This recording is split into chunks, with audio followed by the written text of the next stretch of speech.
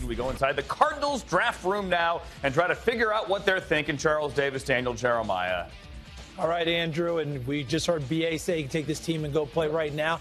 But I don't think he's going to forfeit his draft picks anyway. So why don't we go ahead and talk about what they might do inside their draft room. We've got running back highlighted in red, guard highlighted in red. We know it's not a screaming need, but maybe a little bit of depth there. Yeah, you look at the guard position here. Jonathan Cooper, high first-round pick, suffered an injury, just hasn't been the same guy. I think they look at this guard spot, but like you said here, Charles, I don't know that's going to happen here at pick number 24. We have a couple interesting tackles here, and Eric Flowers and DJ Humphries could be right tackles. But I'll go down here to John Miller from Louisville, and I'll go pick number 86 right here in the third round. I think he's a plug-and-play guard. Did a nice job at the East-West game when we were down there. Has played tackle. I think he kicks inside, can play guard very early. And he's a big mammoth man. That's why him going inside help you with all that gut pressure the quarterbacks face. You did say possibly some right tackles if they wanted to go there. Bobby Massey been holding down the fort. He also mentioned, look, A.J. Can, Mitch Morse as a tackle could kick inside. What about the running back position? Running back position, look, if Todd Gurley falls down there, Melvin Gordon falls down there, I think that'd be a great fit for him to be a compliment there to Andre Ellington, who's had some injuries, not a real big guy.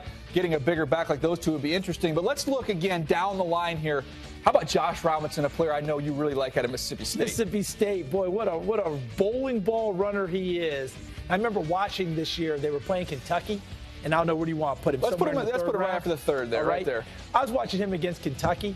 And every time I flip back watching that game, going other places, he was running through people.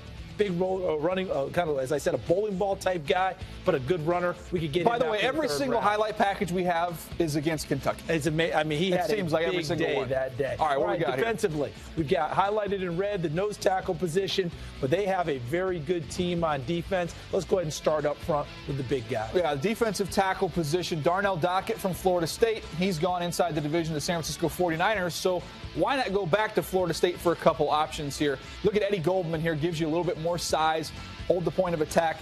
But Mario Edwards, to me, this could be a legitimate option for this football team in the first round at pick number 24. Somebody his weight has fluctuated. But when you go back and watch this game you see right here against Auburn, the national championship game, people that will study that tape will tell you he did a very nice job against Greg Robinson, high pick last year. Now, is he going to play out as the 5 technique in the 3-4, or are we going to slide him inside in the sub packages where he can rush I think inside? He's going to be a 3 technique in the sub package. He's going to be able to get upfield. That's what he does best. But he better pack on the weight. He tried to lose the weight because he wanted to stay out here. Get him back up 285, 290 there, Mario. Yeah, he wanted to stay out here. He may have to put on a few pounds. Down the line, a corner opposite Patrick Peterson. Antonio Cromartie's no longer there. Gerard Powers is there on the opposite side. Could they get a guy later in the draft to give him some depth? I think they could later on in the draft. Look at Ja'Cory Shepherd here from Kansas, who has some size, very fluid, smooth athlete. I know you just watched him as well. But how about Gaines here from Louisville? Louisville's got 900 prospects in this draft, I believe.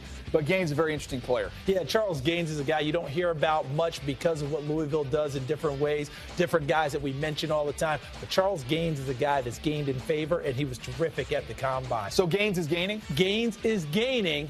Not a matter, we might have to see what round he ends up going in.